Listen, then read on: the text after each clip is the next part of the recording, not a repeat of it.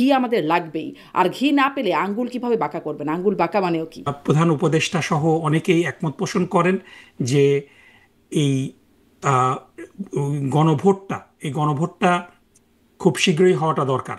কিন্তু এই সরকারের মধ্যেই কিছু উপদেষ্টা খুব নেক্কারজনকভাবে একটি দলকে প্রধান উপদেষ্টা পরিষ্কারভাবে একমত সহযোগিতা পোষণ করেন করছেন। মানে শীঘ্রই হওয়া দরকার মানে কি? বা মানে কিছু সংখ্যক 3 থেকে 4 জন উপদেষ্টা খুব নেক্কারজনকভাবে একটি দলের পক্ষ হয়ে তারা ভূমিকা পালন করছে আমি এবং বুঝতে পারছি না তিন গণভোট থেকে হচ্ছে না। চারজন উপদেষ্টা কারা যারা একটি দলের হয়ে কাজ করছে? এই নির্বাচনে যদি বিএনপি ক্ষমতায় আসবে কিনা নিশ্চিত না। আপনারা দেখবেন যে বিএনপি প্রস্তাব করছে এই উপদেষ্টাদের মধ্যে থেকেই সেই 2-3 জনকে আহ, তাদের সরকারের মন্ত্রী করতে। না, কিন্তু কিভাবে করছেন?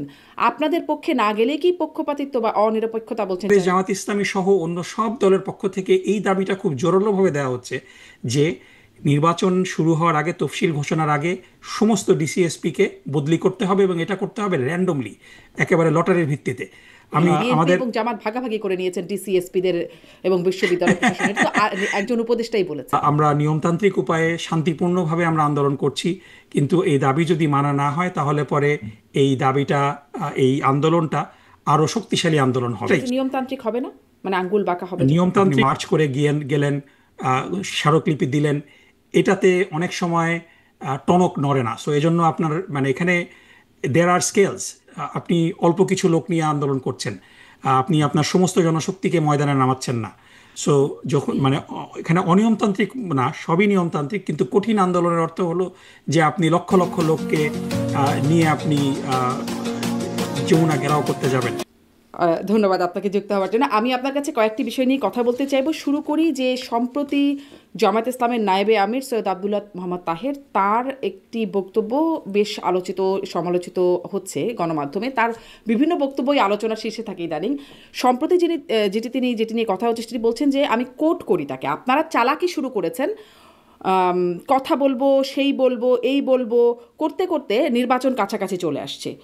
আহ, আপনাদের চালাকি আমরা বুঝি, আমরা এখনো নিয়মতান্ত্রিক আন্দোলনে আছি, সোজা আঙ্গুলে যদি ঘি না ওঠে আঙ্গুল বাঁকা করব, ঘি আমাদের লাগবেই, এই আনকোট। মানে এই হচ্ছে তার বক্তব্য। আমি আসলে আপনার কাছ থেকে একটু ব্যাখ্যা জানতে চাই যে আপনারা চালাকি শুরু করেছেন, কারা আসলে চালাকি শুরু করেছে? রূপক অর্থে নিশ্চয়ই সোজা আঙ্গুলে ঘি বলছেন, ঘি বলতে তিনি কি বোঝাচ্ছেন যে ঘি আমাদের লাগবেই, আর ঘি না পেলে আঙ্গুল কিভাবে বাঁকা করবেন? আঙ্গুল বাঁকা মানেও কি? ধন্যবাদ শারমিন চৌধুরী আপা, আমাকে আজকে আপনার অনুষ্ঠানে আমন্ত্রণ জানানোর জন্য। আপনার মাধ্যমে দর্শকদের শুভেচ্ছা জানিয়ে শুরু করছি। আপনি যে প্রশ্নটা করেছেন, আমি শুরুতেই বলে নিতে চাই যে বাংলাদেশ জামাত ইসলামী একটি নিয়মতান্ত্রিক রাজনৈতিক দল, গণতন্ত্রে বিশ্বাসী একটি রাজনৈতিক দল, এবং নিয়মতান্ত্রিক এবং গণতান্ত্রিক উপায়ে বাংলাদেশ জামাত ইসলামী দীর্ঘদিন 1941 সালে জামাত ইসলামীর প্রতিষ্ঠা লগ্ন থেকেই রাজনীতি করে আসছে। বাংলাদেশ স্বাধীন হওয়ার পরে 1979 সাল থেকে বাংলাদেশের এই ভূখণ্ডে বাংলাদেশ জামাত ইসলামী নিয়মতান্ত্রিক উপায়ে আন্দোলন করে আসছে, সংগ্রাম করে আসছে। 1979 সালের পর থেকে প্রতিটি গণতান্ত্রিক আন্দোলনেই বাংলাদেশ জামাত ইসলামী অংশগ্রহণ করেছে।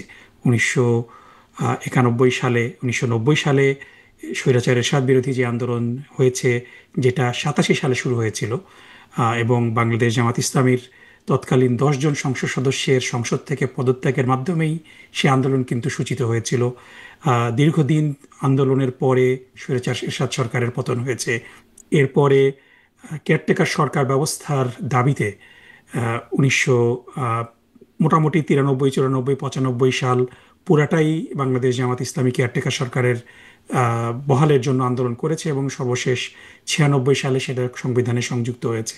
এর বাইরেও শেখ হাসিনার নেতৃত্বে তদানীন্তন যে সরকার ছিল 1996 থেকে 2001 সাল পর্যন্ত, সেই সরকারের অগণতান্ত্রিক অবস্থা এবং বিভিন্ন দাবি দাওয়াতেও যে বাংলাদেশ জামাত ইসলামী শরিক ছিল। এবং সর্বশেষ আমরা যদি দেখি যে ফ্যাসিবাদ বিরোধী আন্দোলন দীর্ঘ 15 বছর, 2008 সাল থেকে শুরু করে 2024 সাল পর্যন্ত, সেই সংগ্রামেও বাংলাদেশ জামাত ইসলামী নিয়মতান্ত্রিক পদ্ধতিতে অংশগ্রহণ করেছে।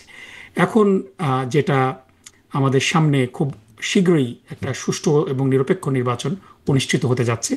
আমরা আশা করছি ফেব্রুয়ারি মাসে সেই নির্বাচনটি অনুষ্ঠিত হবে।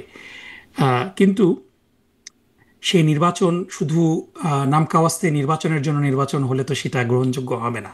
নির্বাচনের কিছু পূর্বশর্ত রয়েছে। লেভেল প্লেইং ফিল্ড অত্যন্ত জরুরি।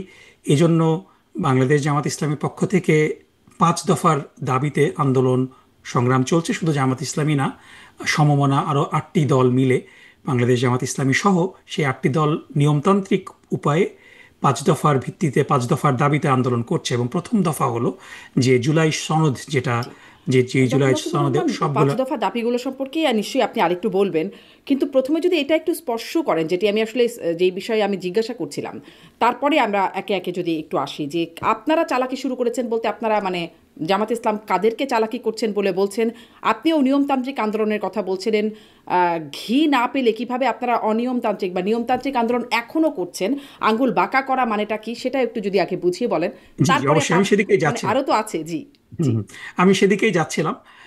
সো এই যে দাবি, পাঁচ পাঁচ দফা দাবি, 5 দফা দাবি নিয়ে যদি আমরা পরে আলোচনা করি, আলোচনা পরে করব। আমরা দেখছি যে জুলাই সনদ, যেটাতে অধিকাংশ রাজনৈতিক দল, 6টি রাজনৈতিক দল বাদে এনসিপি সহ বামপন্থী কিছু রাজনৈতিক দল সেই জুলাই সনদে স্বাক্ষর করেনি। অধিকাংশ রাজনৈতিক দলই স্বাক্ষর করেছে।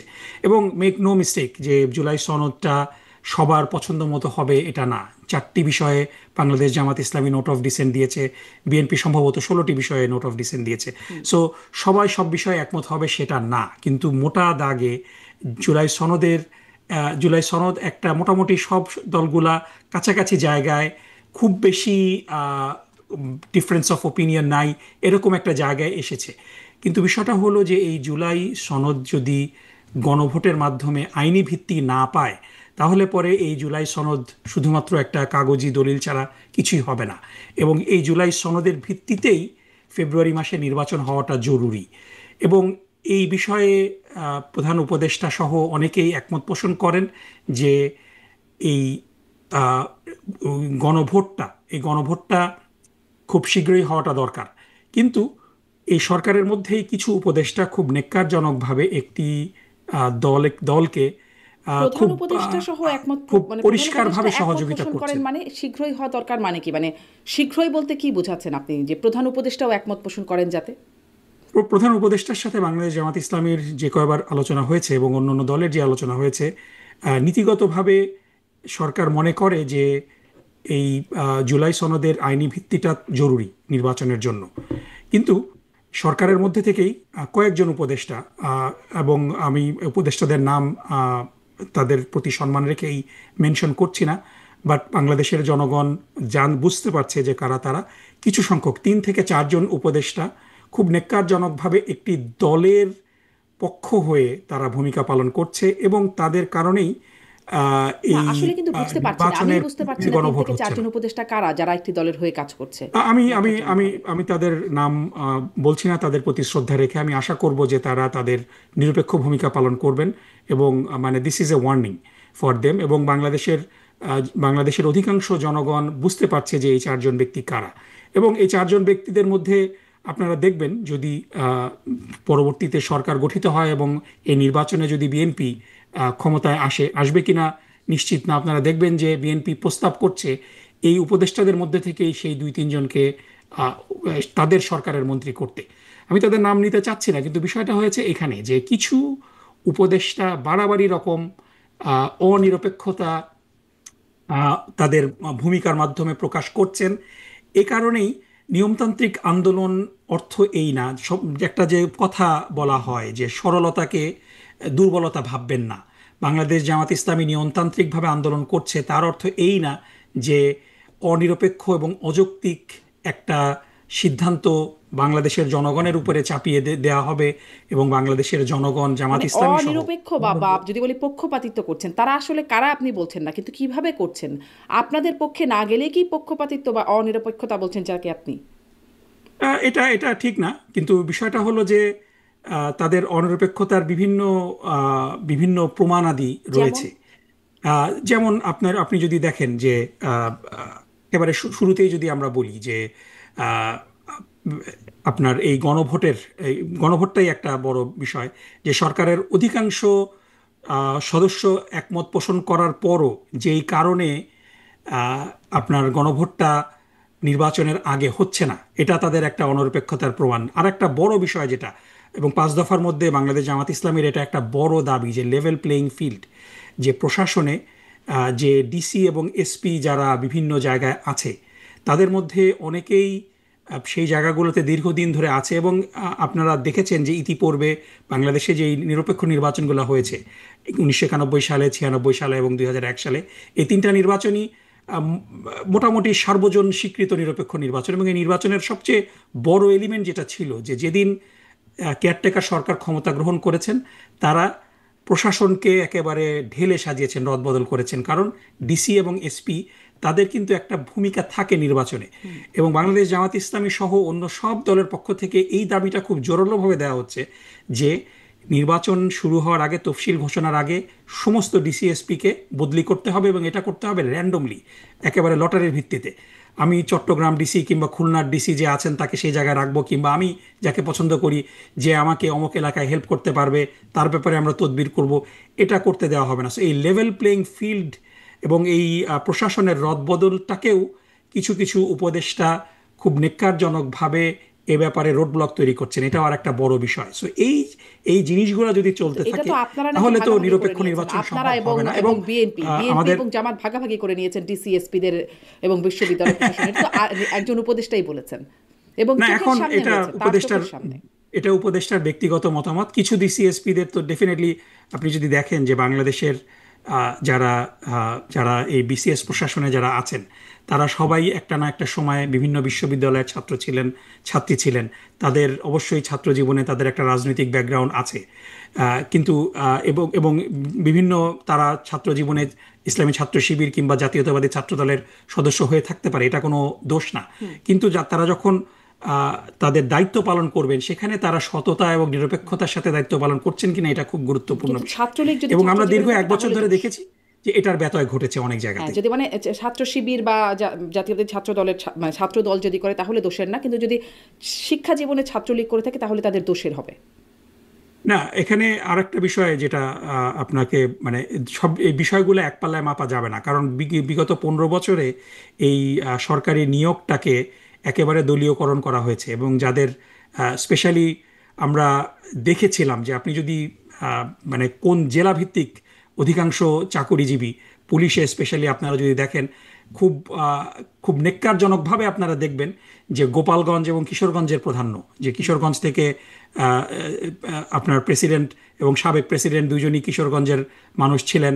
এবং গোপালগঞ্জ শেখ হাসিনার এলাকা হওয়ার কারণে, সো এই যে মানে অযোগ্য ব্যক্তিদেরকে শুধুমাত্র দলীয় বিবেচনায় সরকারি প্রশাসনে নিয়োগ করা এবং তাদের তাদের তাদের মাধ্যমে বিগত 15 বছরে ফ্যাসিজম প্রতিষ্ঠা করা, সো এটা ডেফিনেটলি এক পাল্লায় মাপা যাবে না। না, কিন্তু আমি যদি এই বিষয়টাকে আমাদের আমি প্রসঙ্গের বাইরে যাচ্ছি, তারপরে যদি প্রশ্নটা একটু ঘুরিয়ে করি, যে গোপালগঞ্জ আর কিশোরগঞ্জেও নিশ্চয়ই যোগ্য ব্যক্তি আছেন, মানে গোপালগঞ্জ বা অবশ্যই কিশোরগঞ্জ এবং গোপালগঞ্জ যোগ্য ব্যক্তি আছে, কিন্তু থাকতে পারবেন, তারা কি যেতে পারবেন? মানে এই তাদের সবাইকে তো এখন ম্যাস এক্সোডাস তো হয়নি। আমরা কি দেখেছি যে একেবারে পার্জ হয়েছে প্রশাসনে শুধুমাত্র? সো বেসিক্যালি যারা একেবারে চিহ্নিত, করাদের পুলিশ থেকে বাদ দেওয়া হয়েছে, ওই যে নিয়োগ যখন হচ্ছিল তখন তাদেরকে বাদ দেওয়া হয়েছে, কিছু ব্যক্তিদের বাদ দেওয়া হয়েছে, কারণ তাদের মধ্যে অনেকেই বিগত 15 বছর এবং স্পেশালি এই জুলাই আন্দোলনের সময় তাদের ভূমিকার কারণে। সো এবং আপনার আমি দর্শকদের সাথে আবারও শেয়ার করি যে বাংলাদেশ ছাত্রলীগের কার্যক্রম বাংলাদেশে নিষিদ্ধ ঘোষণা করা হয়েছে। সো নিষিদ্ধ ঘোষিত সংগঠন এবং যে সংগঠনগুলো প্রকাশ্য রাজনীতি করছে, তাদেরকে তো এক পাল্লায় মাপার সুযোগ মনে হয় নেই। আচ্ছা আচ্ছা, আবার তাহলে পুরনো প্রশ্নেই আসি, আসলে যেটা আসলে আজকের মূল প্রসঙ্গ। ওই চালাকি কারা করছেন, সেই উপদেষ্টারা নাকি? মানে কারা চালাকি করছেন এটা আমি এখনো বুঝতে পারলাম না। চালাকি তারাই করছেন, সেই উপদেষ্টারাই চালাকি করছেন। ঘি আমাদের লাগবেই, সেই ঘি জিনিসটা কি আসলে রূপ করতে বলছেন? মানে এখানে লিটারালি সবকিছু নিলে তো মুশকিল। এজন্যই আমি রূপকর্থে, আমি বুঝতেই পারছি রূপকর্থে হয়েছে। আপনারা রাজনৈতিক নেতারা যখন বক্তব্য রাখেন, সেই বক্তব্যে তারা উপমা ব্যবহার করেন। সো এখানে মূল বিষয়টা হলো যে দাবি আদায় করা, এবং সেই দাবিটা হলো যে 5 দফা দাবির কথা বারবার বাংলাদেশ জামাত ইসলামী বলে আসছে। সেই দাবিগুলো আদায় করার জন্য আমরা নিয়মতান্ত্রিক উপায়ে শান্তিপূর্ণভাবে আমরা আন্দোলন করছি। কিন্তু এই দাবি যদি মানা না হয়, তাহলে পরে এই দাবিটা, এই আন্দোলনটা আরো শক্তিশালী আন্দোলন হবে। সো এটাই সেটা নিয়মতান্ত্রিক হবে না, মানে আঙ্গুল বাঁকা হবে যখন? নিয়মতান্ত্রিক। নিয়মতান্ত্রিক মানেই যে সবসময় যে আপনার নিয়মতান্ত্রিক এবং অনিয়মতান্ত্রিক এই বিষয়টা সবগুলাই নিয়মতান্ত্রিক।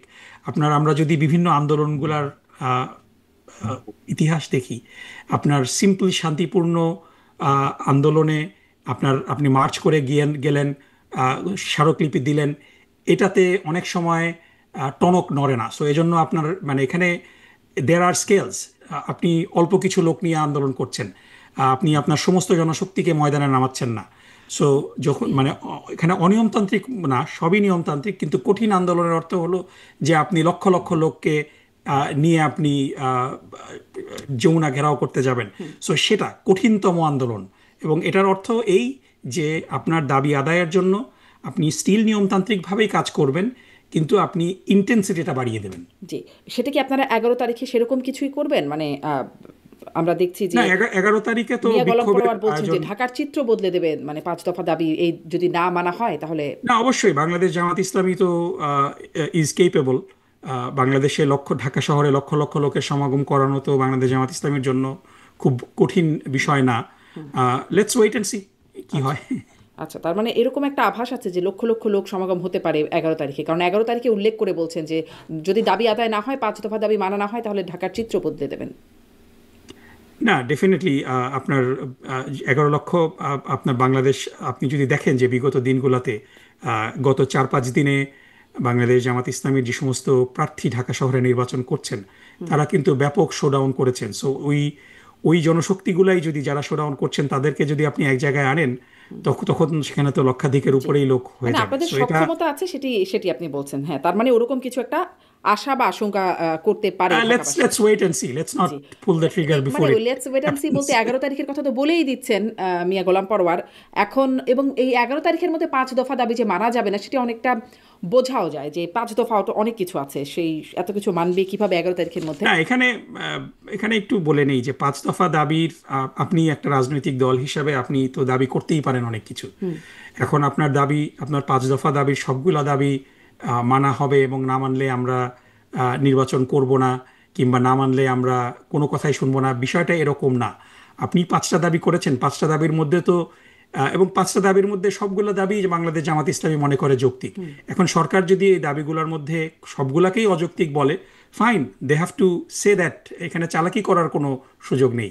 সুতরাং ইটস অ্যাবাউট এ কনভারসেশন। সুতরাং আপনার এই দাবিগুলোর মধ্যে যদি সরকার কোনো একটা দাবিকে যৌক্তিক মনে করেন এবং একাধিক দাবিকে যৌক্তিক মনে করেন, তাহলে পরে এটার একটা টাইম লাইন তারা দিতে পারেন যে এই সময়ের মধ্যে আমরা দাবিগুলা মানব। কিন্তু এগুলা নিয়ে কিছু কালক্ষেপণ করা হচ্ছে, কিছু চালাকিও করা হচ্ছে। সো এই বিষয়টা ইটস নট এক্সপেক্টেড, এবং ইটস নট কুল। মানে ধরেন 5 দফা দাবি কি? পিয়ার, দুই কক্ষে পিয়ার নিশ্চিত করতে হবে। আপনারা বলছেন লেভেল প্লেইং ফিল্ড, বিচার, এই বিষয়ে দৃশ্যমান বিচার হতে হবে, এবং জাতীয় পার্টি সহ 14 দল তাদের কর্মসূচি বা কার্যকলাপ নিষিদ্ধ করতে হবে। এগুলো সব 11 তারিখের মধ্যে, মানে এগুলো কিভাবে 11 তারিখের মধ্যে করবে সব? না, না, এখন এটা বিষয়টা হলো যে প্রথম দফা দাবি যেটা, মানে 5 দফা দাবির মধ্যে 1 নাম্বার দাবিটা হলো জুলাই সনদের ভিত্তিতে আগামী ফেব্রুয়ারিতে নির্বাচনের আয়োজন করা, এবং এই জুলাই সনদের ভিত্তিতে নির্বাচন আয়োজন, এবং এই দাবির সাথে বাংলাদেশের অধিকাংশ জনগণ একমত পোষণ করে। সো এই জুলাই সনদের ভিত্তিতে জাতীয় নির্বাচন করার জন্যই তো আপনাকে গণভোটটা নির্বাচনের আগে করতে হবে, তা না হলে আপনি কিসের ভিত্তিতে নির্বাচন করবেন? সুতরাং এই বিষয়টার ব্যাপারে একটা সিদ্ধান্ত সরকারের পক্ষ থেকে তো আসতেই পারে। আর বাকি 2 নাম্বার যে দাবি, সেটা হলো উভয় কক্ষে পিয়ার। এর মধ্যে অলরেডি হাফ অ্যাচিভড। দ্বিতীয় দফার যেই অর্ধেক অংশ, উচ্চকক্ষে পিয়ার অলরেডি জুলাই সনদের মধ্যে অন্তর্ভুক্ত হয়েছে। নিম্নকক্ষে পিয়ার হয়তো এই নির্বাচনে হবে না, কিন্তু just because something is not gonna happen, আপনি তো you can not give up your passion, দাবি তো জানাতেই পারে। 3 নাম্বারটা খুবই গুরুত্বপূর্ণ, সেটা হলো অবাধ এবং সুষ্ঠু গ্রহণযোগ্য নির্বাচনের লক্ষ্যে লেভেল প্লেইং ফিল্ড নিশ্চিত করা, এবং এটা নিশ্চিত করার একটা বড় উপায় হলো যে সমস্ত প্রশাসন ডিসিএসপিকে সাফল করা, এবং এটা র্যান্ডম লটারির ভিত্তিতে নিয়োগ করা, কেউ যেন চুজ করে কোনো এলাকায় ডিসিএসপি নিয়োগ না দিতে পারে। 4 নাম্বার হলো যে ফ্যাসিস্ট সরকারের সকল জুলুম, নির্যাতন, গণহত্যা ও দুর্নীতির দৃশ্যমান বিচার করা। এবং 5 নাম্বার দাবি হলো যে স্বৈরাচারের দোসর যারা ছিল জাতীয় পার্টি সহ 14 দল, তাদের কার্যক্রম নিষিদ্ধ করা। সো আপনার 5টা দাবির সবগুলা দাবি একদিনে পূরণ হবে সেটা না, কিন্তু প্রথম দফাটা দ্যাট ইজ ভেরি ইম্পর্টেন্ট। এবং এই প্রথম দফা দাবিটার ব্যাপারে একটা টাইম লাইন, কারণ ফেব্রুয়ারি ঘনিয়ে আসছে, আমাদের নির্বাচনের 100 দিনেরও কম সময় আছে, এবং ফেব্রুয়ারিতে নির্বাচন জামাত ইসলামীর একটা বড় দাবি। কিন্তু সেই নির্বাচনই তো আপনি কোনো আইনি ভিত্তিতে করতে পারবেন না যদি আপনার একটা গণভোট, সেটা জুলাই সনদের বৈধতার জন্য একটা যদি আইনি ভিত্তির জন্য গণভোটটা যদি না হয়। হোয়াট ইফ, আমি হাইপোথেটিক্যালি বলছি যে আপনি বিএনপি যে প্রস্তাব করছে যে আপনি একই দিনে গণভোট এবং জাতীয় নির্বাচন করবেন, এটার অনেকগুলো লজিস্টিক্যাল সমস্যা আছে। সেটা হলো যে মানুষ শুধু মার্কাতে ভোট দিয়ে চলে আসবে, সেকেন্ড পেজ হয়তো অনেকে খেয়ালই করবে না। সো এটার সাথে মানুষ ইউজ টু না। কিন্তু সবচেয়ে বড় সমস্যা হলো যে হোয়াট ইফ সেই গণভোটে না জয়যুক্ত হয়, তাহলে তো নির্বাচনটাই একটা প্রশ্নবিদ্ধ নির্বাচন হয়ে যাবে, কারণ সেই নির্বাচনের কোনো আইনি ভিত্তি থাকবে না। সুতরাং কেন এই নির্বাচনই কেন আইনি প্রশ্নবিদ্ধ ভিত্তিটা, হবে? গণভোটে না হলে নির্বাচনই কেন প্রশ্নবিদ্ধ হবে? কারণ নির্বাচন কিসের ভিত্তিতে নির্বাচন হচ্ছে? জাতীয় এই নির্বাচন নির্বাচনটা, নির্বাচনের মতো হয়ে গেল, গণভোটটা না, না হয়ে নির্বাচন গেল। তো নির্বাচনের মতো হতে পারবে না, কারণ নির্বাচন তো কোনো একটা সাংবিধানিক কাঠামোর মধ্যে দিয়ে হতে হবে। এখন যেই কাঠামোর মধ্যে আছে, না, ধরুন ডেফিনেটলি ফেব্রুয়ারিতে কেয়ারটেকার নির্বাচনটা সরকারের, কিভাবে হবে? সেভাবেই তো মানে সেই সাধারণভাবেই নির্বাচন হবে, সাথে না একটা না না, বিশেষ, যদি বিএনপি যেটা বলছে আর একটা বিষয় থাকবে, সেটি হচ্ছে গণভোটের যেটি। কিন্তু নির্বাচনটা কিসের ভিত্তিতে হচ্ছে? কারণ বাংলাদেশে ট্রেডিশনাল কনস্টিটিউশনাল যেই চেঞ্জ অফ গভর্নমেন্ট আছে, সেখান থেকে তো আমরা একটা ব্রেক নিয়েছি। বাংলাদেশে সংবিধানে বর্তমানে অন্তর্বর্তীকালীন সরকার বলে কোনো কিছু নাই। ডেফিনেটলি হাইকোর্টের একটা রায়ের মাধ্যমে তত্ত্বাবধায়ক সরকার পুনর্বহাল হয়েছে, কিন্তু তত্ত্বাবধায়ক সরকারের মেয়াদ তো 90 দিন। এই 1.5 বছর, 1.5 বছরের বেশি সময় মেয়াদের তো কোনো অন্তর্বর্তী সরকারের কোনো বিধান সংবিধানের মধ্যে নেই। সো জুলাই চার্টারে জুলাই চার্টার যখন গণভোটের মাধ্যমে আইনি ভিত্তি পাবে, তখন নির্বাচনটা কিন্তু এই জুলাই চার্টারের ভিত্তিতে নির্বাচনটা হচ্ছে। সুতরাং আপনার কোনো আইনি জটিলতা থাকলো না। না, কিন্তু এর আগে হয়েছে না ১১ সরকার বা তত্ত্বাবধায়ক ১১ সেই সেনা শাসিত না না, সরকার, সেগুলো তো হয়েছে। তারপরে তো সেটিকে বৈধতা দেওয়া হয়েছে, তো এই সরকার পরের সরকার এসে বৈধতা না, দেবে? বিষয়টা হলো যে নজিরবিহীন তো না বিষয়টা। 1/11 সময় তো কেয়ারটেকার সরকারের বিধান সংবিধানে সংযুক্ত ছিল, এবং সেটি তো সে ৩ সময় মাসের মার্শাল ল সংবিধানে ছিল, তারপর সেটি তো বছর 18 মাস হয়ে গেল, পার হয়ে যাচ্ছে, তারপরে নির্বাচন হলো 2 বছর। না, এটা তো একটা সাংবিধানিক জটিলতা তৈরি করেছিল, কিন্তু এবার আমরা সেই জটিলতার মধ্যে যেতে চাচ্ছি না। আমরা গণভোটও তো একটা সংবিধানে আইনি, নাই আমাদের, সেটাও বা কি করে জি, বলবেন? মানে সংবিধানই যদি আপনারা বলছেন যে সেটার স্বার্থে, তাহলে সংবিধানে তো গণভোটও না, নাই। বিষয়টা হলো যে এখানে আরো আপনার মানে আইনি বৈধতার, নির্বাচনের আইনি বৈধতার একটা একটা বিষয় রয়েছে। দ্বিতীয় বিষয় হলো যে এখানে এমন কিছু বিষয় আছে, যেমন অলমোস্ট 14টা বিষয়ে বিএনপি নোট অফ ডিসেন্ট দিয়েছে। সো নোট অফ ডিসেন্ট দেওয়ার অর্থ হলো যে আমরা এটা চাই না। সুতরাং তারা যখন ক্ষমতায় আসবে, তখন কিন্তু ওই বিষয়গুলোকে তারা, they will not be interested. এর আগেও আমাদের যদি অভিজ্ঞতাগুলো আমরা দেখি, যে 1990 সালে স্বৈরাচার বিরোধী আন্দোলনের পরে 3 জোটের রূপরেখার কথা আপনার মনে আছে। সেই 3 জোটের রূপরেখাতে কেয়ারটেকার সরকার অন্তর্ভুক্তি একটা বড় দাবি ছিল, বিচার বিভাগিক পৃথকীকরণের একটা দাবি ছিল, সাথে সাথে যে বিশেষ ক্ষমতা আইন বাতিলের একটা দাবি ছিল, যেটার কারণে যে কোনো ব্যক্তিকে হ্যারাস করা যায়। আজ পর্যন্ত কিন্তু সেই বিচার বিভাগ পৃথকীকরণ হয়নি। সেই বিশেষ নিরাপত্তা আইন কিন্তু এখনো বাতিল হয়নি, বহাল তবিয়তে আছে। এবং আপনি জানেন যে কেয়ারটেকার সরকারের আন্দোলনের জন্য সেই আঙ্গুল কিন্তু বাঁকা করা লেগেছে। সোজা আঙ্গুলে কিন্তু কেয়ারটেকার সরকারের দাবিও কিন্তু সংবিধানে অন্তর্ভুক্ত করা যায়নি। সেই একটা মানে একটা কি বলা যায়, যে একটা একটা অনিয়মতান্ত্রিক একটা নির্বাচন হলো। সেই নির্বাচন খুব অল্পস্থায়ী হলো। সেই নির্বাচনের মাধ্যমে ভ্যালিডেট করে কেয়ারটেকার সরকারের দাবি বাস্তবায়িত হয়েছিল। প্রশ্নটা সো আমার ছিল এই যে যে বিষয়গুলো, গণভোটের সো সাথে, মানে এটা জাতীয় একটা নির্বাচনের রাজনৈতিক বৈধতা দল কিভাবে যখন গণভোট ক্ষমতায়, দেবে, এটা আমার প্রশ্ন ছিল। কিন্তু আপনি যখন এই প্রসঙ্গ বলছেন যে কেয়ারটেকারের জন্য আপনাদের আঙ্গুলটা বাঁকা করতে হয়েছিল, কিন্তু তারপর যখন কেয়ারটেকারটা বিতর্কিত হয়ে গেল, সেই যে বিচারপতিদের বয়স বাড়িয়ে দেওয়া হলো, বিচারপতি কে এম হাসান সেটি নিতে অস্বীকার করলেন, তারপরে সংবিধানের সবগুলো বিকল্প, 4টি বিকল্প বাদ রেখে ইয়াজউদ্দিন আহমেদ হয়ে গেলেন প্রধান নির্বাচন কমিশনার, একপাক্ষিক একটা নির্বাচন যখন হতে যাচ্ছিলেন তখন একে একে উপদেষ্টারা পদত্যাগ করছিলেন, তখন সেই সময় বা সেই আন্দোলনে তখন যখন আওয়ামী লীগ আন্দোলন করছিল এইটার বিরুদ্ধে কে এম হাসানের মানে বিচারপতিদের বয়স বাড়ানো, কে এম হাসানকে প্রধান বিচারপতি করা, বা ইয়াজউদ্দিন আহমেদ যখন প্রেসিডেন্ট সহ তত্ত্বাবধায়ক সরকার প্রধান হয়ে গেলেন, তখন তো আবার আপনারা আঙ্গুল মানে বাঁকা আঙ্গুলটাকে সোজা করতে চাচ্ছিলেন, অপর পাশে ছিলেন। না, এটা এভাবে সরলীকরণ করাটা মনে হয় ঠিক হবে না। ডেফিনেটলি এটা দুঃখজনক। আপনি যেই প্রেমিসটা বললেন এটা ডেফিনেটলি আমি একেবারে উইদাউট এনি হেজিটেশন আমি বলবো যে ইট ওয়াজ আনফর্চুনেট। বিচারপতিদের বয়স নিয়ে যেই কাজগুলো করা হয়েছে সেই কাজগুলো খুবই দুঃখজনক। ডেফিনেটলি সে সময় বাংলাদেশ জামাত ইসলামী সেই জোটের শরিক ছিল। প্রাইভেটলি বাংলাদেশ জামাত ইসলামী আমি দায়িত্ব নিয়ে বলতে পারি যে বাংলাদেশ জামাত ইসলামী বিষয়টা পছন্দ করেনি, কিন্তু পাবলিকলি তারা কোনো স্টেটমেন্ট দেওয়ার মতো অবস্থায় সে সময় ছিল না। সো এটা হলো একটা বিষয়। এই কারণেই জুলাই সনদটা দরকার, যে আপনি ইচ্ছা করলেই। আওয়ামী লীগ যখন আন্দোলন করছিল তাদের সেই মানে না, আমি সেখানে যাচ্ছি। আওয়ামী লীগের তার আন্দোলনের অপরপক্ষে আপনারা ছিলেন, আপনাদের সাথে না আমরা না, আওয়ামী লীগের আন্দোলন তো এটা কোনো ওখানে আমরা আসছি যে এই মানে আপনার এই বিচারপতির বয়স বাড়ানো এই বিষয়গুলো খুব আনফর্চুনেট এবং এটা করা হয়েছে, এটা হঠকারী বলতে হবে। কিন্তু আওয়ামী লীগ কিন্তু আপনি যদি বলেন যে আওয়ামী লীগের আন্দোলনের প্রেক্ষাপট আপনি জানেন যে 2006 সালের 28শে অক্টোবর সরকারের যেই শেষ দিন ছিল, সেখানে একেবারে সাপের মতো মানুষকে যে পিটিয়ে রাস্তার উপরে 28শে অক্টোবর হত্যা করেছিল, সেই মানে ফ্যাসিবাদের সূচনা কিন্তু 28শে অক্টোবর 2006 সালেই। এবং মানে ডেফিনেটলি এই বিষয়টাকে ওসিলা করে আওয়ামী লীগ 111-এর ক্ষেত্রটাই প্রস্তুত করেছিল with prescription of different foreign government. এটা পরবর্তীতে আমরা দেখেছি যে বিভিন্ন রাজনৈতিক ব্যক্তি যারা আমাদের পার্শ্ববর্তী দেশের প্রেসিডেন্ট ছিলেন তাদের যেই বায়োগ্রাফি সেখানে কিন্তু তারা বলেছেন। সো এটাকে ওইভাবে নিয়মতান্ত্রিক আন্দোলন বলে সরলীকরণ করা হবে না।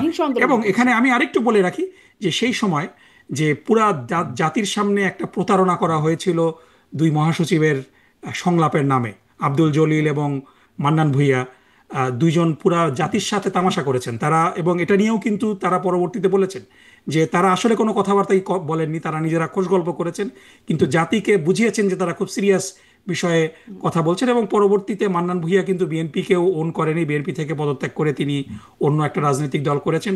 সো এটা আমাদের জন্য দুর্ভাগ্যজনক যে এরকম ব্যক্তিরা দায়িত্বপ্রাপ্ত হয়ে দেশকে সংকটের মুখে ফেলেছেন।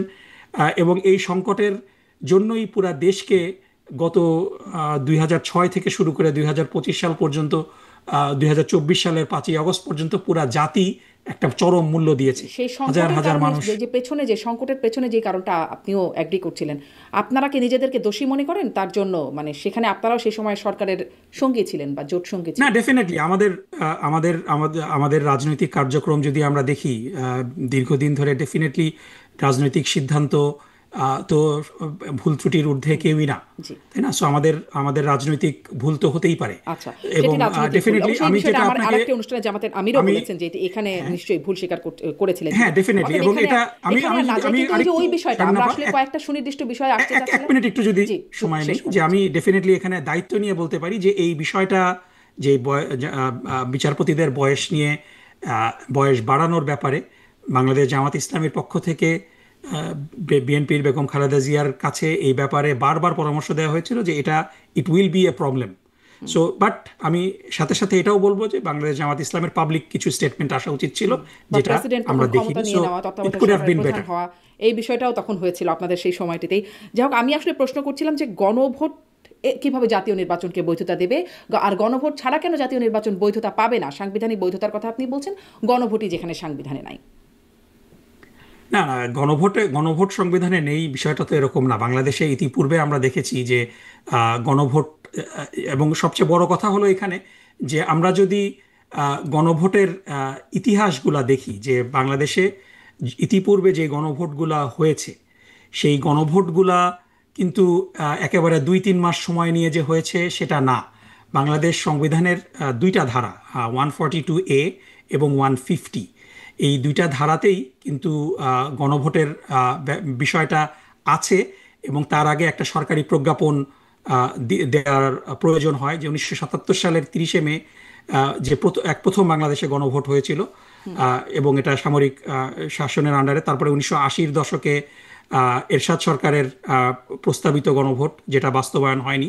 1990-91-তে গণতন্ত্র পুনঃপ্রতিষ্ঠার আন্দোলন বিষয়ে গণভোট হয়েছে। তারপরে এই যে আমরা গণভোটে 4টা গণভোট যে আমাদের হয়েছে, প্রত্যেকটা গণভোটের আমরা যদি টাইম লাইন দেখি, যে ম্যাক্সিমাম টাইম লাইন ছিল 28 দিন এবং মানে মিনিমাম টাইম লাইন ছিল 14 দিন। সুতরাং মানে গণভোটের কারণে জাতীয় নির্বাচন পিছাতে হবে, পেছানো মানে জাতীয় নির্বাচন দেরি হয়ে যাবে, ঝুঁকির মধ্যে পড়বে, বিষয়টা কিন্তু এটা না। বরং উল্টা, গণভোট না হলে আপনি জাতীয় নির্বাচনকে প্রশ্নবিদ্ধ করে ফেলছেন, এবং মানে জুলাই সনদ বাস্তবায়নটাকে আপনি মানে এটা একটা হুমকির মুখে ফেলে দিচ্ছেন। জি, গণভোট না হলে জাতীয় নির্বাচন কিভাবে প্রশ্নবিদ্ধ, সেটা আমি খুব স্পষ্ট হচ্ছি না, কিন্তু এটা একটু জিজ্ঞাসা করতে চাই। সময়সীমার কথা আপনি যে বলছেন, আপনারা বলছেন নভেম্বরের মধ্যেই হতে হবে, নভেম্বরে তো এখনো চলছে আর কি। এই গণভোটের বিষয়বস্তু 48টা দফা, সেটি নিয়ে আপনারা প্রচারণাও তো চালাচ্ছেন না। মানুষ কি বুঝবে? আমি মানে গণভোটের এই 48 দফাতে কি আছে? সংবিধান সংস্কার, যেখানে বাংলাদেশের 23% মানুষের সাক্ষরতা জ্ঞানী নাই, সেখানে সংবিধানের এই মানে 48টা সংস্কার সম্পর্কে গণভোট নেবেন, গণমানুষ বুঝতে পারছে 48টা বিষয়? এটা তো গণভোটের যখন তফসিল ঘোষণা করা হবে, তখন এটার দায়িত্ব তো সরকার এই 48টা দফা নিয়ে তারা প্রচারণা করবে। এবং মানে ডেফিনেটলি একটা তো আপনি মানে ঠিক আছে, আমি বুঝলাম যে মানুষ বোঝে না, তাহলে পরে কি জুলাই চার্টারের দরকার নেই? আপনি জুলাই চার্টারকে কিভাবে মানে সাধারণ মানুষকে মনে হয় যে এত আন্ডার এস্টিমেট করাটাও মনে হয় ঠিক না। ডেফিনেটলি দফাগুলা অনেক, কিন্তু বাংলাদেশের মানুষ যথেষ্ট সচেতন, এবং ডেফিনেটলি যদি বাংলাদেশের মানুষ না বুঝে ভোট দেবে না, কিংবা না ভোট দেবে। আপনি ধরেন, আপনি বাংলাদেশের সাধারণ মানুষ, রিক্সাওয়ালা, যারা বেবি ট্যাক্সি চালাচ্ছে, যারা দোকানে মুদি দোকানে বসছে, এমনকি যারা আমাদের গণমাধ্যম কর্মীরা আছেন, আমরাও 48টা দফা সম্পর্কে জানি না। আমি আমার বিশ্লেষকরা যারা কথা বলেন এর উপরে, তাদেরকেও জিজ্ঞাসা করি, আপনারা 48টা দফা পড়েছেন, জানেন? তারাও আসলে অ্যাপারেন্টলি একটা ধারণা রাখছেন, তারা জানেন না 48 দফায় কি আছে। সেখানে আপনি কিভাবে আশা করছেন যে বাংলাদেশের এই গণমানুষ 48টা দফা বুঝে গেছে? তাহলে আমি আপনাকে পাল্টা প্রশ্ন করি। 48 দফা খুব কমপ্লিকেটেড, মানুষ বোঝে না, মানে তার অর্থ এটা কি এটাই দাঁড়ায় যে আমার তাহলে জুলাই চার্টারের গুরুত্ব নেই, এটাকে বাস্তবায়ন আমরা করব না? সেটি আসলে গণভোটের যোগ্য কিনা সেটা আমি জিজ্ঞাসা করছি। গণমানুষ যদি না বোঝে, তাহলে গণভোট কিভাবে হবে?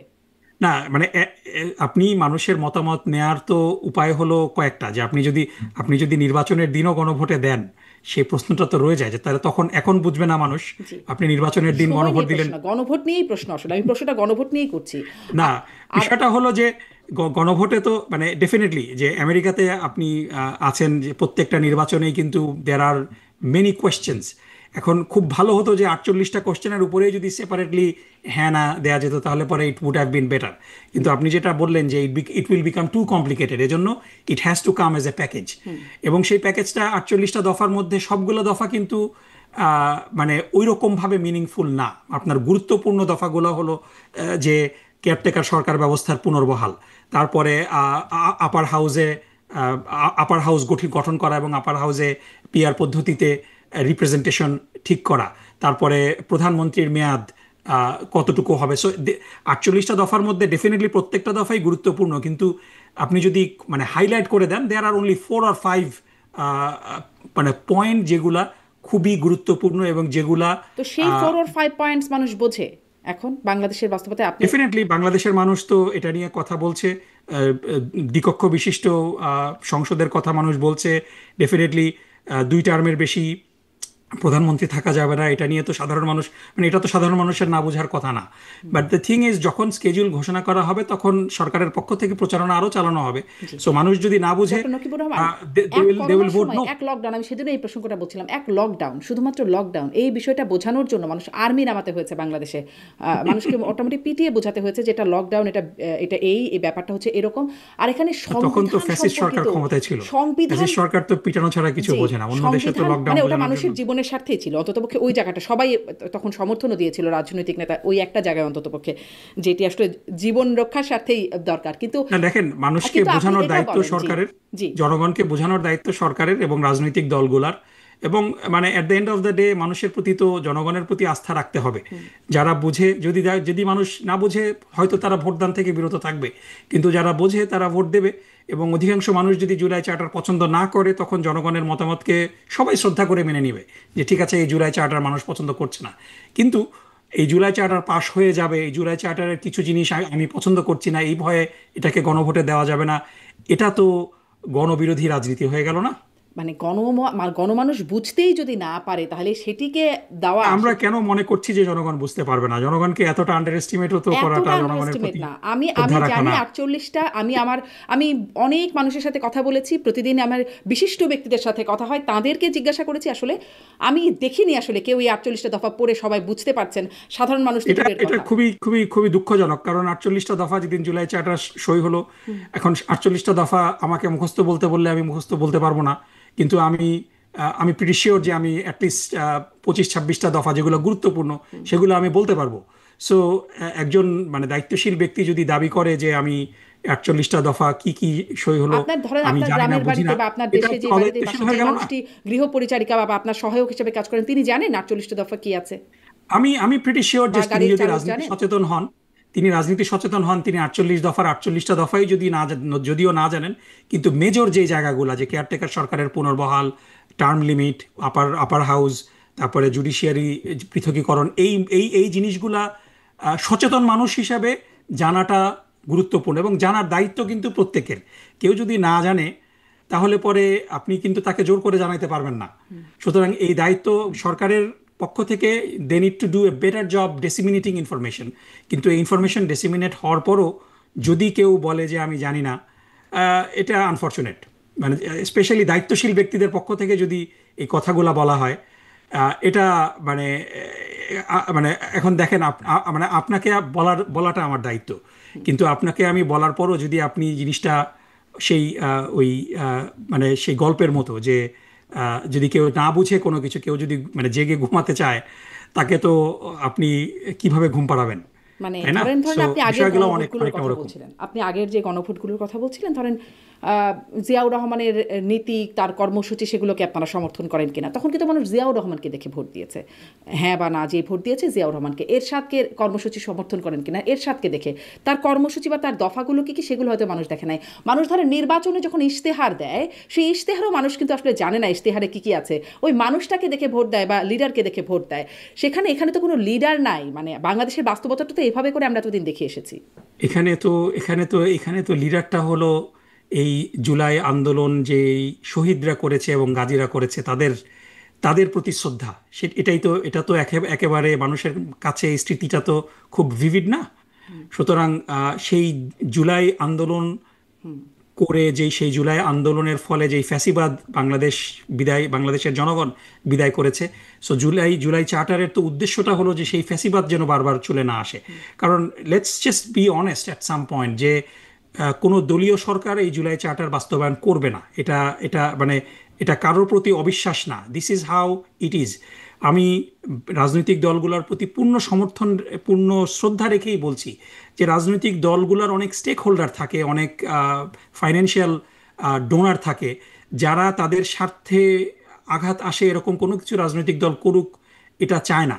আমি প্রিটি শিওর যে বিএনপির অধিকাংশ সদস্য বিচার বিভাগের পৃথকীকরণ চায়, কিন্তু আমরা দেখেছি যে এটা কিন্তু বিএনপি যখন ক্ষমতায় ছিল তখন এটা হয়নি।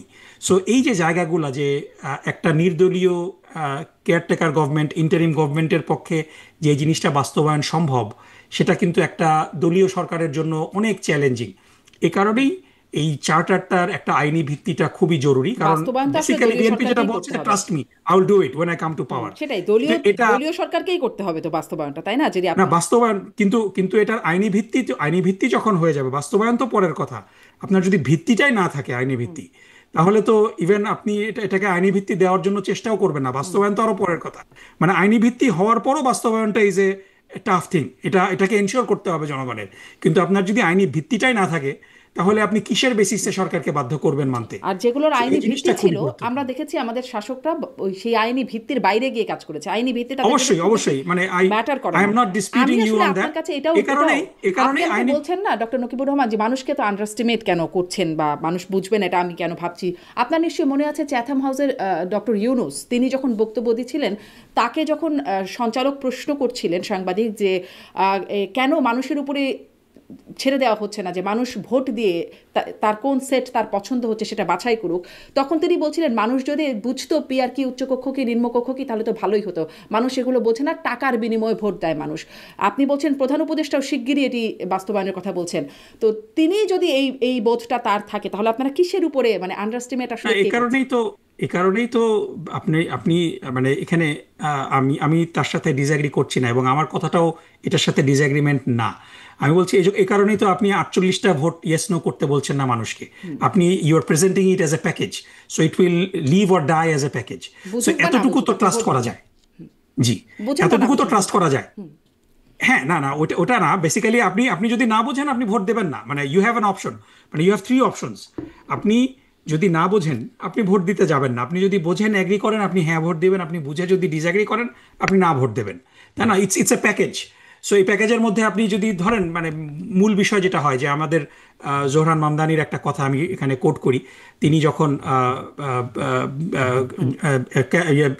জিমি ক্যামেল শোতে এসেছিলেন, না সরি কোবেয়ারের শোতে, তখন খুব সুন্দর একটা কথা বলেছেন যে আমার সাথে সবাই 100% এগ্রি করবে এটা আমি মনে করি না। সো তিনি বলছিলেন যে আমার 16টা বিষয়ের মধ্যে যদি কেউ 10টা বিষয়ে এগ্রি করে আমি বলবো যে vote for me.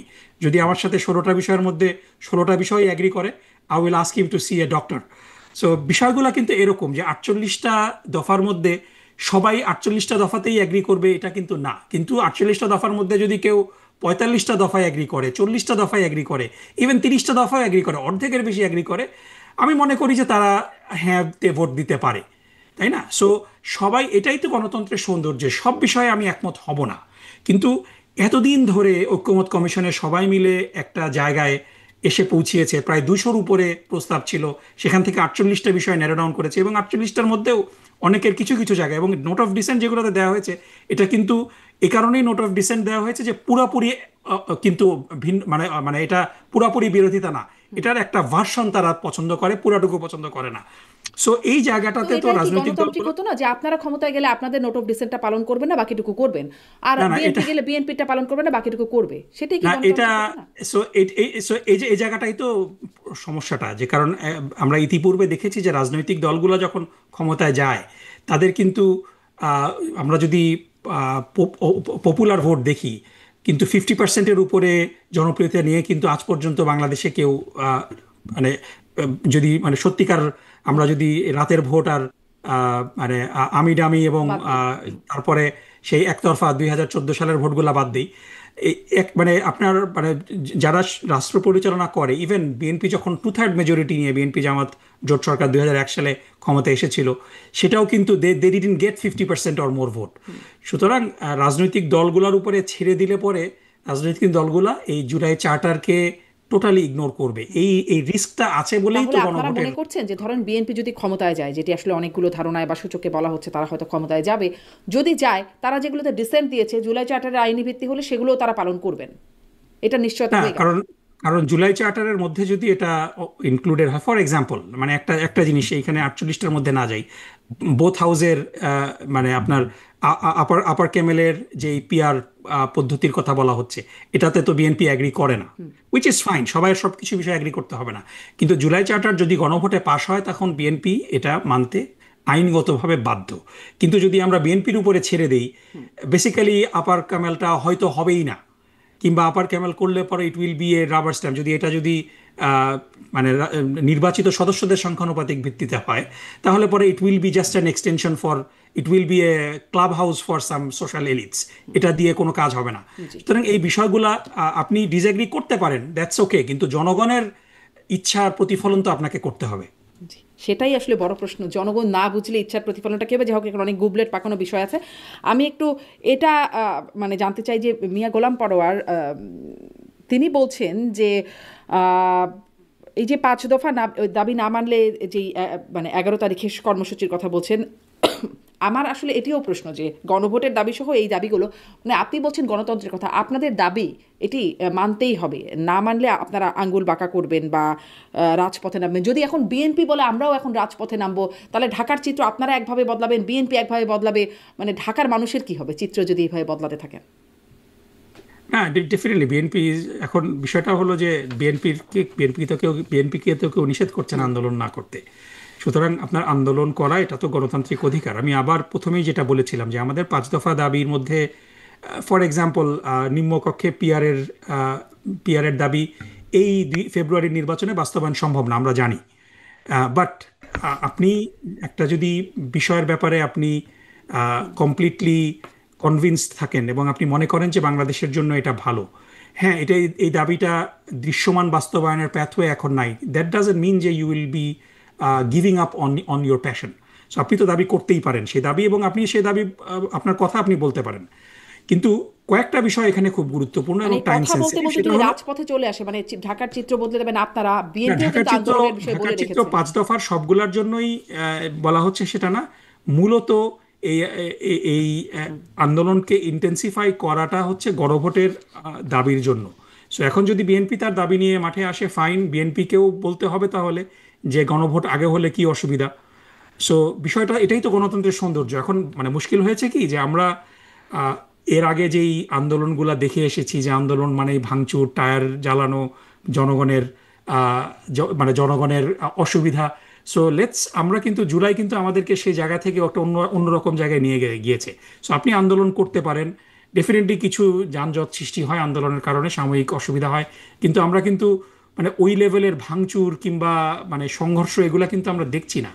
So definitely একটা গণতান্ত্রিক রাজনৈতিক দলের অধিকার আছে যে সে যে দাবিগুলো চায় সেই দাবিগুলো নিয়ে ইন্টেন্সিফাইড আন্দোলন করার, এবং সেটাই জামাত করছে। এবং এর এর ফলে যেটা হচ্ছে, ইট স্টার্টস দ্য কনভারসেশন। সবাই আপনাদের কাছে মিলে জুলাই একটা সনদটা জায়গায় খুব, গিয়ে বসবে, আলোচনার মাধ্যমেই সুরাহা হতে হবে সবকিছু। কিন্তু আলোচনার মাধ্যমে তো হলো না, আপনারা রাজপথে নামার কথা আলোচনা বলছেন, হয়নি, নেমেছেন, কিন্তু হবে। নেমেছেন, আবার আরো নামবেন, হুঁশিয়ারিও দিচ্ছেন 11 তারিখে রাজপথে। That is fine. আপনি মানে এখানে মানে যেহেতু আমাদের এবং আমি আমি আপনাকে মানে মানে আমি আপনার প্রতি শ্রদ্ধা রেখেই বলছি যে আমাদের যে ভয়টা, এটার কারণ হলো আমাদের প্রিভিয়াস কালচার।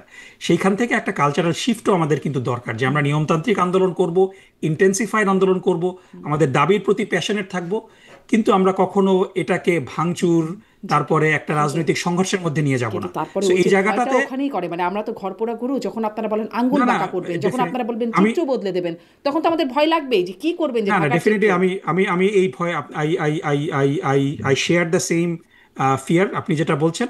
কিন্তু আমি আপনাকে আশ্বস্ত করতে চাই যে আমরা সেই 2024-এর আগের বাংলাদেশে আমরা ফিরে যেতে চাচ্ছি না। এটার একটা নতুন বাংলাদেশ। এখানে এই বাংলাদেশ আমাকে এতটুকু নিশ্চয়তা দিয়েছে যে আমি যেই ব্যাপারে প্যাশনেট, সেই সেই ব্যাপারটা আমি পার্সু করতে পারবো নির্ভয়ে, আমি বলতে পারবো নির্ভয়ে, আমি আমার দাবি জানাতে পারবো।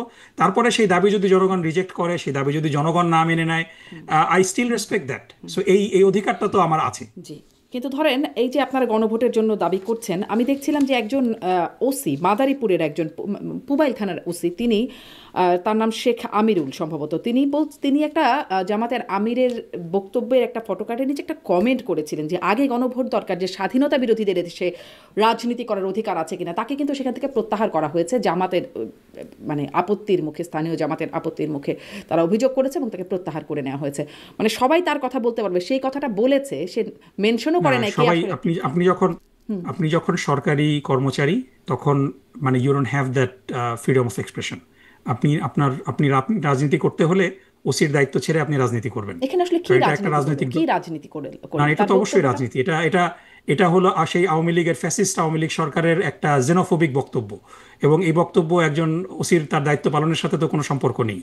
তিনি যদি রাজনীতি করতে চান, তিনি পদত্যাগ করে এই কথা বলবেন, কোনো অসুবিধা নাই। কিন্তু তিনি যখন জনগণের জানমালের হেফাজত করবেন, this statement is a xenophobic statement. কেন এবং কেন এই কেন স্টেটমেন্টের কেন না, জেনোফোবিক? আমি বলছি এই স্টেটমেন্টের, এরকম স্টেটমেন্ট করার মাধ্যমেই বিগত 15 বছর ফ্যাসিস্ট আওয়ামী লীগ সরকার বাংলাদেশে জামাত এবং শিবিরকে হত্যাযোগ্য করে তুলেছিল, এবং জামাত এবং শিবিরকে হত্যা করা বৈধ ছিল, মানে এটা ক্যাম্পাসে ক্যাম্পাসে নির্যাতন করা বৈধ ছিল এই ধরনের রেটরিকের মাধ্যমে। সুতরাং একজন সরকারি কর্মচারী তো এই ধরনের জেনোফোবিক রেটরিক করতে পারেন না। তিনি যদি সাধারণ মানুষ হয়ে থাকেন, তিনি সাধারণ জনগণ হয়ে থাকেন, সিভিলিয়ান হয়ে থাকেন, অফকোর্স তিনি এরকম, এটা কেন, আরও ন্যাস্টি বক্তব্য তিনি দিতে পারেন, এটার প্রতিবাদও আমরা করতে পারি, কিন্তু তিনি চাকরি হারাবেন না।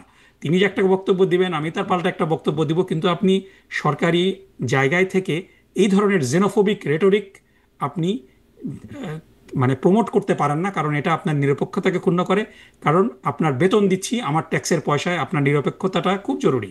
এটা পৃথিবীর সব জায়গায় there are rules of engagement for government মানে অফিসিয়াল এখানে সিভিল এখানে কেন সার্ভিস। নিরপেক্ষতা নাই বলে মনে হচ্ছে তার বক্তব্য? না, এখানে একটা একটা রাজনৈতিক দলকে আওয়ামী লীগের শেখানো একটা, যেটা বারবার বলছি, যে আওয়ামী লীগের শেখানো একটা ফ্যাসিস্ট জেনোফোবিক বক্তব্য এখানে দেয়া হয়েছে। এটার মাধ্যমে একটা রাজনৈতিক দলের কার্যক্রমকে সংকুচিত করার, যেই রাজনৈতিক দল বিগত ফ্যাসিস্ট, এই বক্তব্যের মাধ্যমে সেই রাজনৈতিক দলকে জামাত এবং শিবিরকে হত্যাযোগ্য করে ফেলা হয়েছিল। আচ্ছা, তাদের এই কারণে এই এটা একটা বক্তব্যটা অপরাধ যে স্বাধীনতা বিরোধীদের রাজনীতি করার অধিকার আছে কিনা, তিনি যখন এই প্রশ্নবোধক শুধুমাত্র বলছেন যে গণভোট দরকার যে আছে কিনা, তিনি বলছেনও না যে অধিকার নাই, তিনি বলছেন এই জন্য একটা গণভোট দরকার, যে দরকার আছে কিনা। কিন্তু আপনারা আবার পাঁচ দফা দাবির মধ্যে স্বৈরাচারের দোষর আখ্যা দিয়ে জাতীয় পার্টির রাজনীতির জেনোফোবিক টোন। জি, যে ওই যে বলছিলাম 5 দফার দাবির মানে শেষ দফায় বলছেন জাতীয় পার্টি সহ 14 দলের রাজনীতি করার অধিকার থাকবে না, তাদের কার্যকলাপ নিষিদ্ধ করতে হবে। মানে আপনারা এটা বলতে পারবেন যে তাদের কার্যকলাপ নিষিদ্ধ হয়ে যাক? আমরা তো সরকারি বেতনভুক্ত কর্মচারী না। আমরা যদি সরকারি বেতনভুক্ত কর্মচারী হতাম তাহলে মানে পরে এই এটা বলতে দাবিটা পারতাম। বৈধ হবে, এই দাবিটা বৈধ হবে।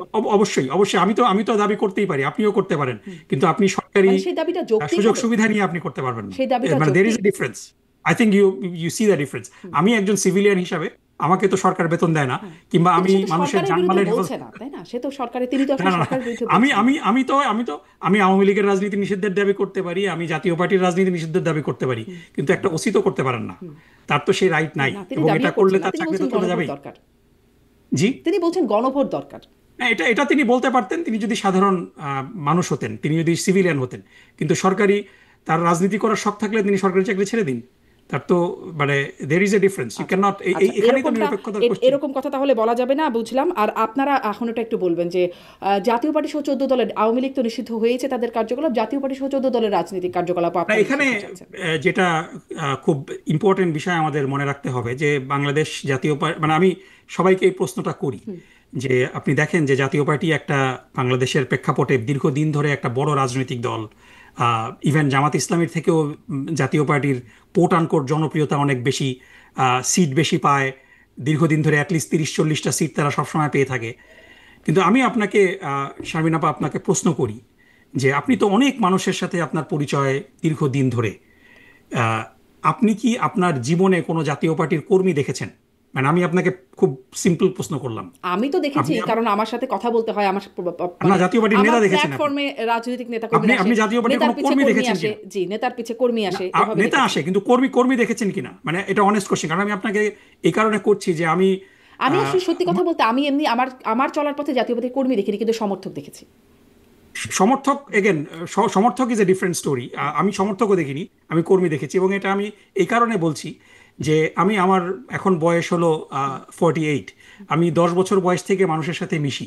আমার দীর্ঘ 38 বছরের জীবনে বাংলাদেশে আমি চাকরি করেছি, পড়াশোনাও করেছি, পৃথিবীর বিভিন্ন দেশে থেকেছি।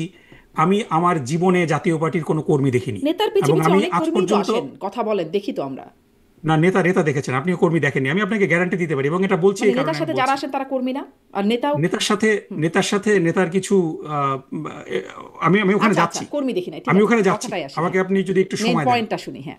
আমি এই কথাটা এই জন্য বলছি যে জাতীয় পার্টির আমি আমার জীবনে কোনো কর্মী দেখিনি, সমর্থকও খুব মানে দেখেছি। এটা ইটস এ ডিফারেন্ট স্টোরি। জাতীয় পার্টির আমি নেতা দেখেছি। বাংলাদেশের কোনো শিক্ষা প্রতিষ্ঠানে জাতীয় পার্টির কোনো সমর্থন নেই, কোনো কোনো কোনো শক্তি নেই, কোনো কোনো পেশাজীবী মহলে জাতীয় পার্টির কোনো অস্তিত্ব নেই, ইভেন গ্রাসরুটে জাতীয় পার্টির কোনো অস্তিত্ব নেই। কিন্তু আপনি প্রত্যেকটা নির্বাচনে দেখবেন যে জাতীয় পার্টি সিগনিফিক্যান্ট ভোট পায়। মানে হিস্টোরিক্যালি জাতীয় পার্টি 12%, 10 থেকে 12% ভোট পায়।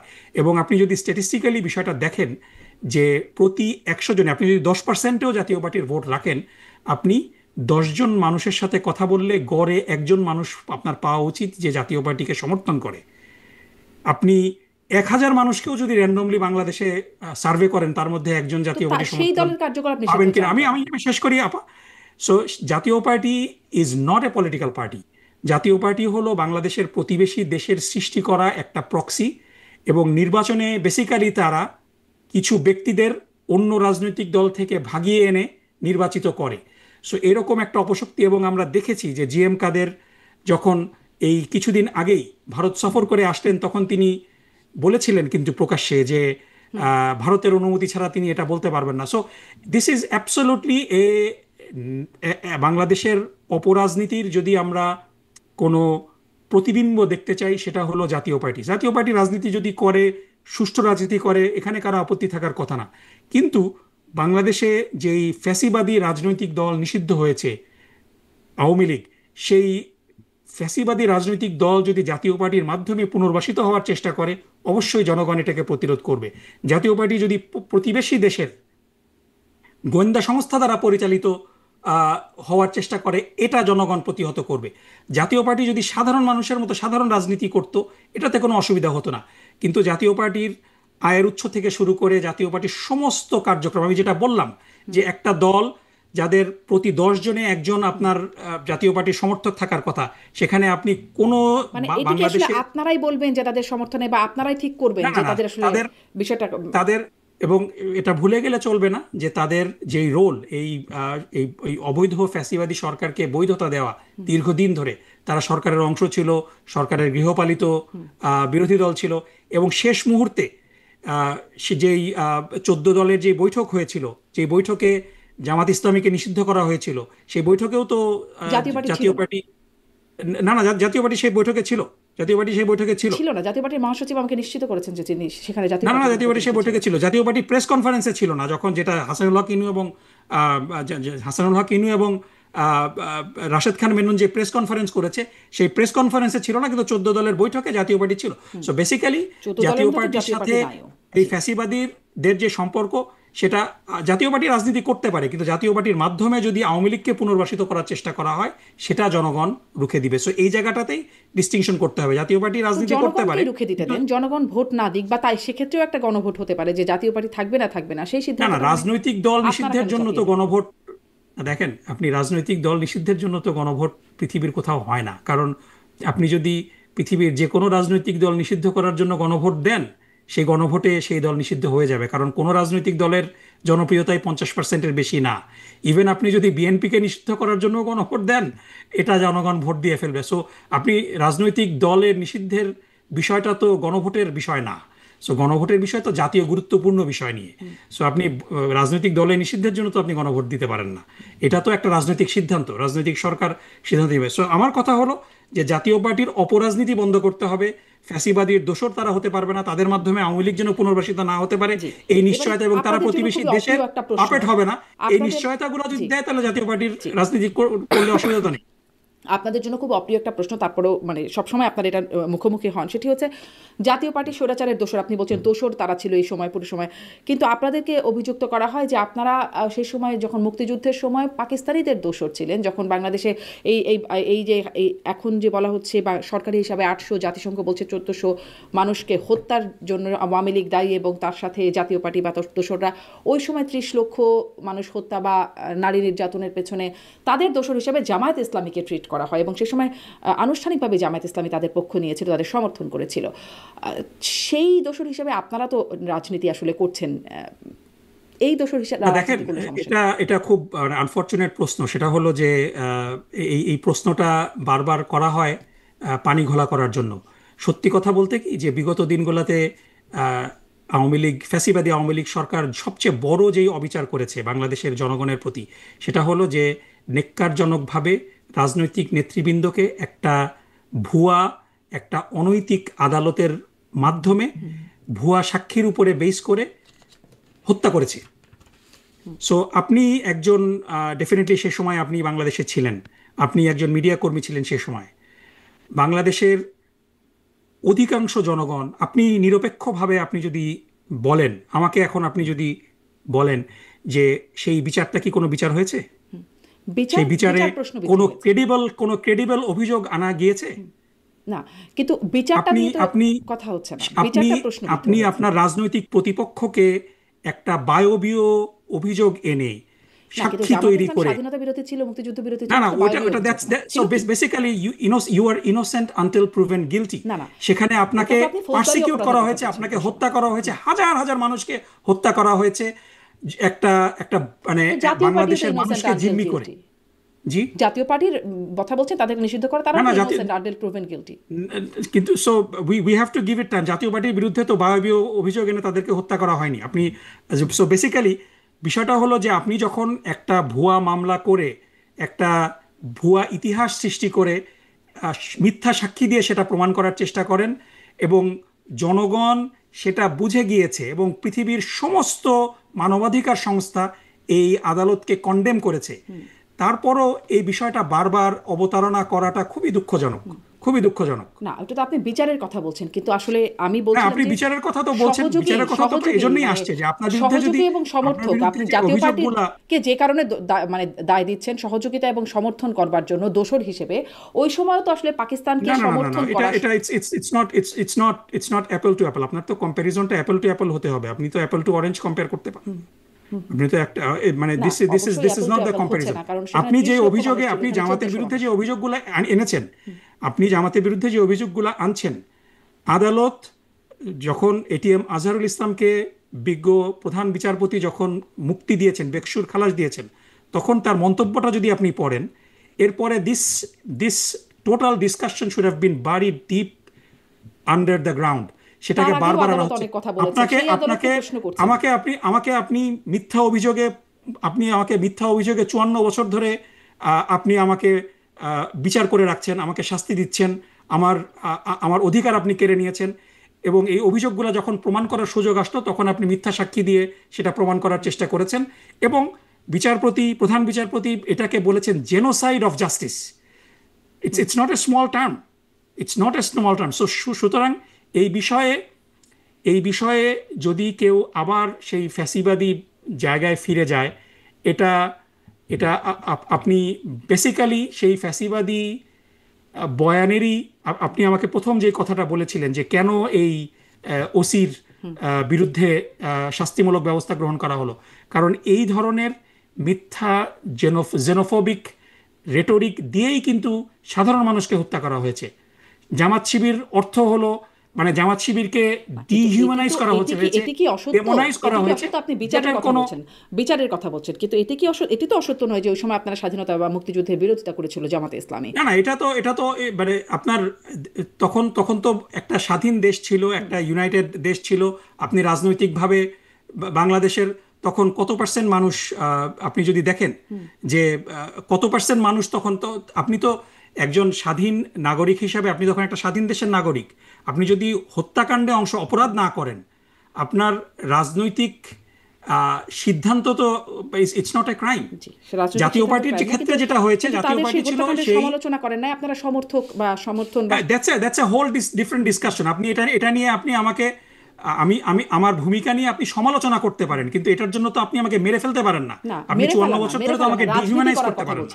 এটা রাজনীতি, মানে জাতীয় পার্টিকে যে অবশ্যই আমি আমার মতামতের জন্য তো, মানে আমি জাস্ট এখানে কম্পেয়ার করছি যে জাতীয় পার্টিকে আপনারা এখানে কম্পেয়ারটা মানে ইজ নট প্লজিবল।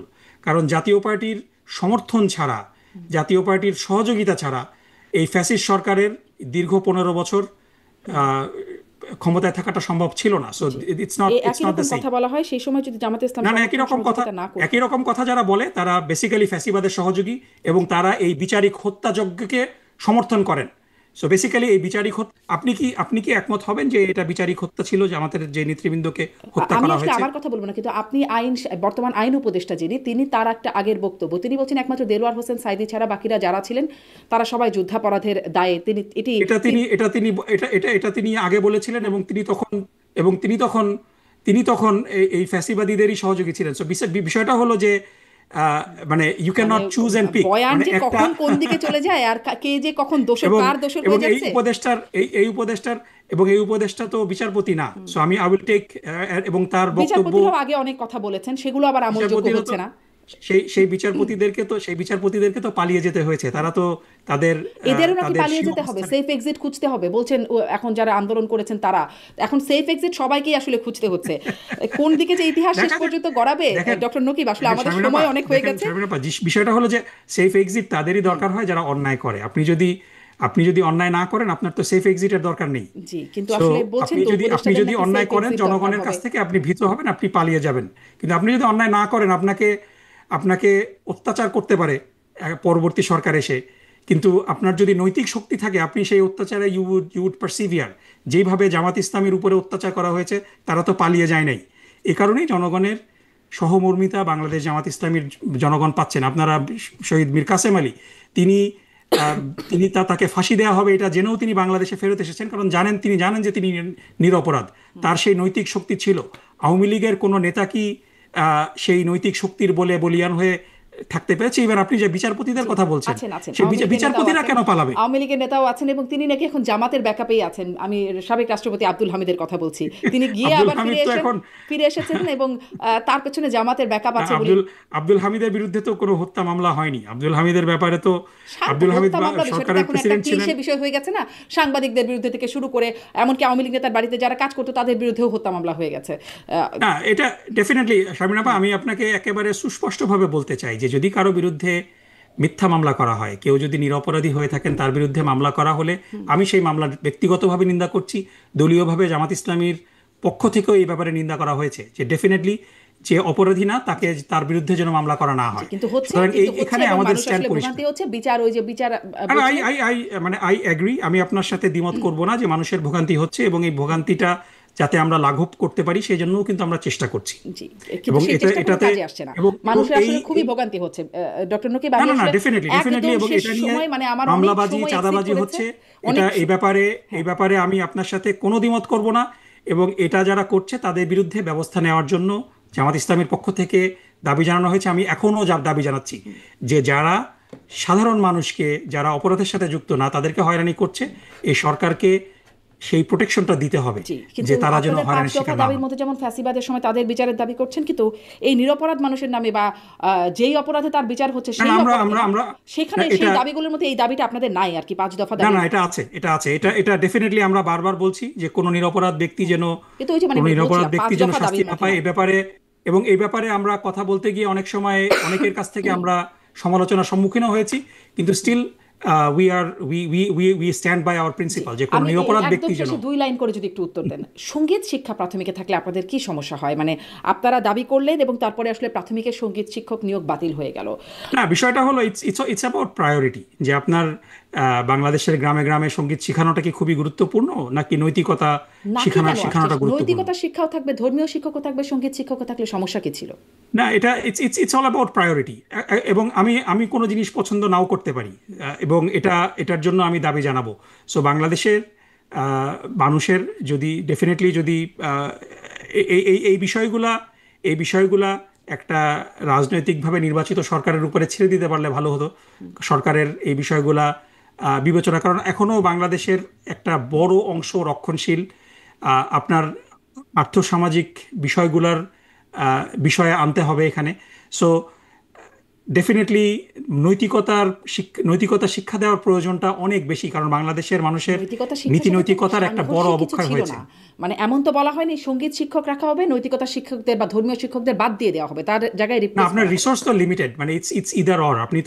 আপনার রিসোর্স তো 2 জন শিক্ষক নেওয়ার মতো আপনার তো ব্যান্ডউইথ নেই। সো সেখানে আমাদের প্রেফারেন্স হলো যে নৈতিকতা শিক্ষা দেওয়াটা জরুরি। ধর্মশিক্ষক তো ছিল, ধর্মশিক্ষকের প্রতুলতা ছিল একটা বড়, সঙ্গীত শিক্ষকও তো ছিল। আমি ওই কথা বলতে গেলে এটাও তো ছিল। সো বেসিক্যালি বিষয়টা হলো যে একেবারে গ্রাসরুট লেভেলে আমরা মনে করি যে নীতি নৈতিকতার একটা বিপর্যয় হয়েছে এবং বাংলাদেশ জামাত ইসলামী যে এই 5টা পয়েন্টে আগামী নির্বাচনে দে আর রানিং, প্রথম দফাটাই হলো বাংলাদেশের শিক্ষা ব্যবস্থাটাকে ঢেলে সাজানো। কারণ এই শিক্ষা ব্যবস্থা দিয়ে নৈতিকতা এবং প্রযুক্তিগত দিক থেকে 2 দিক থেকেই আমরা অনেক পিছিয়ে আছি। সো প্রযুক্তিটা ইম্পর্টেন্ট, নৈতিকতা ইম্পর্টেন্ট। সো সেখানে সঙ্গীত শেখানোটা আমরা মনে করি না যে একটা প্রায়োরিটি। এটা কি ইসলাম বিরোধী? জি, এই কোয়েশ্চেনে আমরা ফিকি ডিবেটে এখানে যাচ্ছি না। আমরা মনে করি যে প্রযুক্তি ইজ দ্য নাম্বার 1 প্রায়োরিটি। আমাদের জন্য ডেফিনেটলি নীতি নৈতিকতাটা নাম্বার 2 প্রায়োরিটি এবং পৃথিবীর সাথে প্রতিযোগিতায় যেন আমরা টিকে থাকি সেটা আমাদের জন্য গুরুত্বপূর্ণ।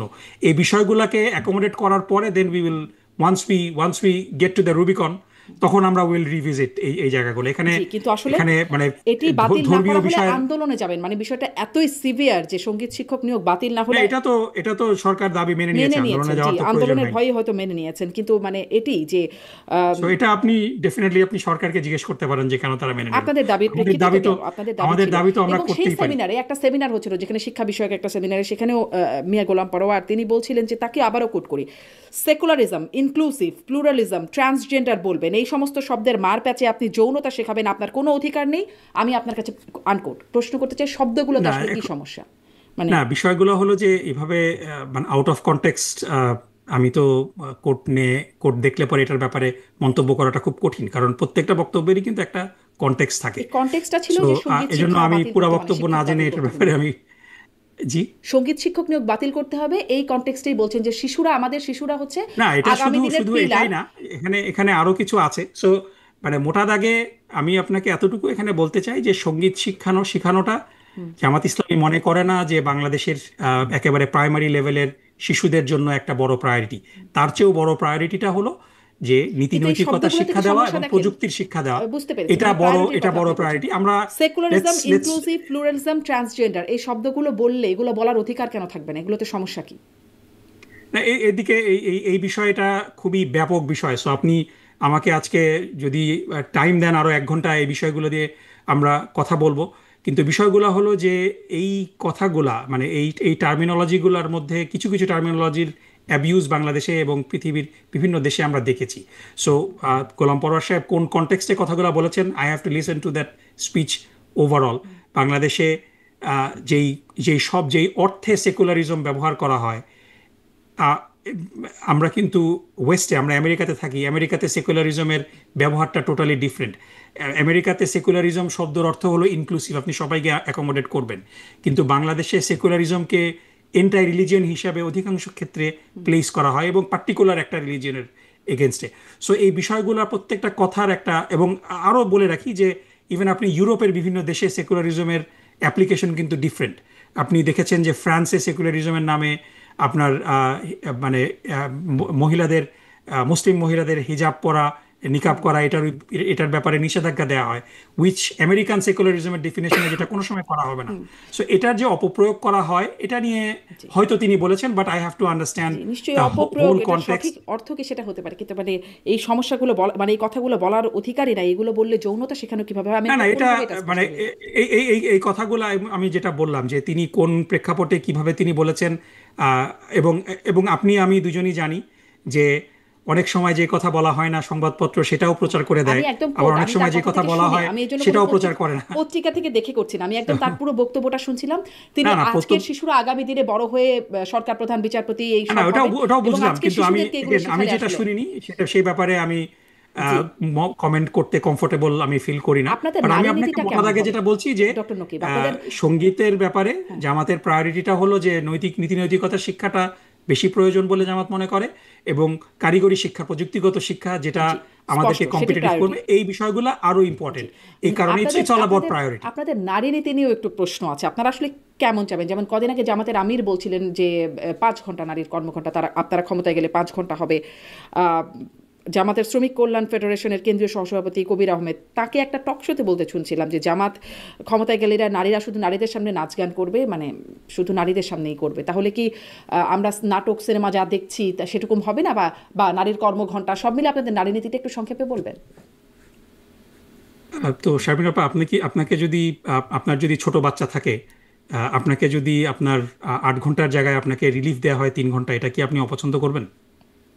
সেটা তো ছোট বাচ্চা থাকলে, কিন্তু নারীর কর্মঘণ্টা, ছোট বাচ্চা থাকলে নারীর তো কর্মঘণ্টা একটা 6 মাসের এখানে একটা একটা প্রবলেমটা সময় থাকে তাদের। এখানেই যে উনি তো এই বক্তব্য, ডক্টর শফিক সাহেব যখন এই বক্তব্যটা দিয়েছেন তিনি তো আমেরিকাতে দিয়েছেন, তাই না? তিনি এই বক্তব্যটা দিয়েছেন নিউ ইয়র্কে, তিনি যখন তার রিসেপশন ছিল, তিনি তো নারীর কর্মঘণ্টা বলেননি। কি মানে বলেছেন? প্রবলেমটা তো এখানেই যে এজন্যই আমি গোলাম পরোয়ার সাহেবের বক্তব্য নিয়ে আমি কথা আমি বলতে রাজি আপনাকে হইনি, যে পাঠিয়ে দিই, বিকজ আপনি পুরোটা শোনেন, কারণ ওই বক্তব্যটা আমি বিকজ পুরোটা বিকজ শুনেছি। না, আমি ওটাই বলছি যে আপনি নারীর কর্মঘণ্টা বলছেন, কিন্তু আমি তো ছিলাম একটু স্পষ্ট যখন করবেন প্লিজ। ডক্টর শফিকুর রহমান সাহেব কথাটা বলেছেন, তিনি এটা বলেছেন যে যেই নারীদের ছোট সন্তান আছে তাদের জন্য একটা রিলিফ দেয়, ইটস এ রিলিফ। এটা নারীর কর্মঘণ্টা কমিয়ে নারীকে ওয়ার্ক ফোর্সে রিলেভেন্ট করা এটা না, ইটস এ বেনিফিট। আপনি বেনিফিট কেন নেবেন না? এটা নারী বান্ধব হওয়ার কথা। তাকে নারীদের পক্ষ থেকে এটাকে ওয়েলকাম করার কথা, কিন্তু আমরা দেখছি যে জিনিসটাকে টুইস্ট করে এটাকে এমনভাবে ন্যারেটিভটা প্রচার করা তার হচ্ছে মানে বিষয়টা কি যে এরকম? জামাত তার ইসলামী মানে নারী আপনার কাছ থেকে বান্ধব তাহলে না, আপনার তারা কাছ থেকে তাহলে নারীদের, স্পষ্ট হই, আপনি ছিলেন সেখানে, মানে ছোট শিশু শুধুমাত্র যেই নারীদের আছে সেই নারীদের যে কর্মঘণ্টা নারীরা 5 ঘন্টা। তাদেরকে এটা একটা ব্রেক দেওয়া হবে, এবং এটা এটা পৃথিবীর বিভিন্ন দেশে আছে। আমি কত ছোট শিশু, আপনার মানে এখান কত ছোট শিশুর জন্য আসলে এটা শিশুর উই মায়ের ক্যান জন্য? Talk about that. একটা নীতি তো যখন যখন একটা নীতি মানুষের সামনে আনা হবে, যখন এটা ইমপ্লিমেন্ট করা হবে, তখন অবশ্যই আচ্ছা it will be discussed with stakeholders. আচ্ছা আচ্ছা, স্পষ্ট। কিন্তু মোটা দাগে জামাতের যেই পলিসিটা সেটা হলো যে যেই নারীদের শিশু সন্তান আছে, সো এই বয়স সীমা নিয়ে কথা হতে পারে, জি। এটা 2 বছর, 3 বছর, 4 বছর, যেটাই হোক না কেন, এটা নিয়ে আচ্ছা, ডেফিনেটলি তার মানে দেয়ার এটা ক্যান বি এখনো ডিসকাশন। স্পষ্ট হয় না, আপনাদেরও কিন্তু এখনো নীতিতে নিতে প্রিন্সিপালটা বাকি। হলো যে নারীরা অনেক সময়, যেটা আমরা যদি দেখি যে সুইডেনে কিন্তু এটা করা হয়েছে, মানে নারীদের 8 ঘন্টাকে 25% কমিয়ে দেওয়া হয়েছে আনটিল দ্য চাইল্ড টার্নস 8। জি, আপনি এটা বলছেন হলো সেটি ওয়ার্ক আসলে লাইফ ব্যালেন্সের জন্য। আপনারা নীতিটা পরবর্তীতে আলোচনা করে কৌশলটা নেবেন যে কত ছোট না, বাচ্চা।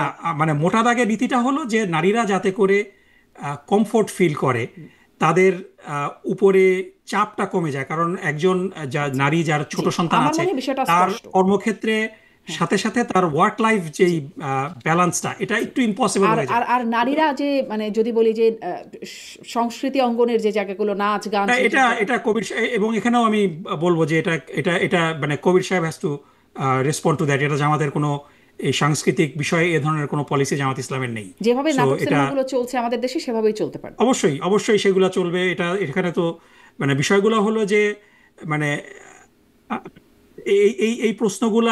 এই প্রশ্নগুলা করা হয়। আমি আমি আপনাকে দোষারোপ করছি না, কিন্তু আমি আপনাকেও মানে এগেন মানে আমি এইভাবে বলছি না, কিন্তু আপনি দেখেন যে জোহরান মামদানিকেও জিজ্ঞাসা করা হয় যে নিউ ইয়র্কে তুমি মেয়র হলে কি মহিলারা পরের দিন থেকে বোরকা পরে বের হবে কিনা, কারণ এই প্রশ্নগুলোর সাথে একটা ইসলামোফোবিক কনোটেশন রয়েছে, যেটা আমরা অনেক সময় বুঝি না। সো আপনি এই এই সংস্কৃতির প্রশ্ন তো আওয়ামী লীগকে করবেন না, কিংবা বিএনপিকে করবেন না, আপনি জামাতকে কেন করবেন? জামাতের যে সমস্ত শিক্ষা প্রতিষ্ঠানগুলো আছে, জামাত তো বাংলাদেশে ভেসে আসেনি গত কারণ 54 বছর ধরে। আওয়ামী লীগ আমাদের বিএনপি আসলে মানে বিশেষ কিছু বলে না। না না, বিষয়গুলো হলো, আমি আপনারা ওই বলেন জন্যই বিশেষ বলছি যে কিছু, যেটা আমরা বুঝি না।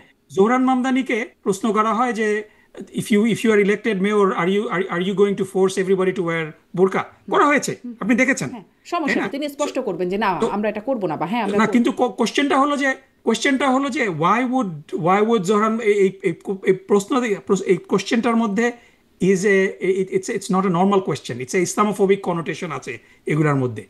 সো সেটাই মানে এই প্রশ্নগুলার কারণ আমরা আসলে বুঝি না অন্তর্নিহিত আপনারা উদ্দেশ্য কেমন হলো শরিয়া যে আইন বাস্তবায়ন ইসলামের করবেন, সাথে আমরা আসলে সেটা জামাত বুঝি না। ইসলামী যেহেতু একটা ইসলামপন্থী দল, ইসলামের সাথে সংস্কৃতি যায় না, ইসলাম একটা ব্যাকওয়ার্ড বিষয়, এই ধরনের কিন্তু একটা আন্ডারলাইং অ্যাজাম্পশন আছে, উইচ ইজ ভেরি প্রবলেম্যাটিক। আপনারা বোঝাতে পারেন নাই তাহলে সেটা আমাদেরকে, মানে আপনারা শরিয়া আইন কিভাবে জারি করবেন, কোন আইনটা জারি করবেন, কিরকম আপনাদের আইন হবে, আমরা আসলে ঠিক বুঝতে পারি না, তো এই জন্য প্রশ্ন না না, এটা বুঝতে না পারার কারণ হলো যে জামাত ইসলামীকে নিয়ে আপনাদের পড়াশোনা না করা। জামাত ইসলামীর আপনারা যদি দেখেন যে জামাত ইসলামীর লিটারেচার রয়েছে, দেয়ার ইজ অ্যাবান্ডেন্স অফ আমরা আসলে খুব রিডিং। সো পড়াশোনা এগুলো করে কাউকে আপনারা বুঝি না। আমরা হ্যাঁ কথা শুনে এভাবেই বোঝার চেষ্টা করি, মানে এটা আমাদের জাতিগত না, বিষয় আমাদেরকে তো বিষয়টা হলো যে হতে পারে। এই যে আপনি আমাকে আজকে ডাকলেন, বিগত 54 বছরে এই 5ই অগস্টের আগে বাংলাদেশ জামাত ইসলামীকে তো মিডিয়া থেকে ব্ল্যাকআউট করে দেওয়া হয়েছিল। সুতরাং আপনারা এই মানে এখন এই যেমন আওয়ামী লীগ এনগেজমেন্ট। ব্ল্যাকআউট বাংলাদেশের মেইন স্ট্রিমে নাই।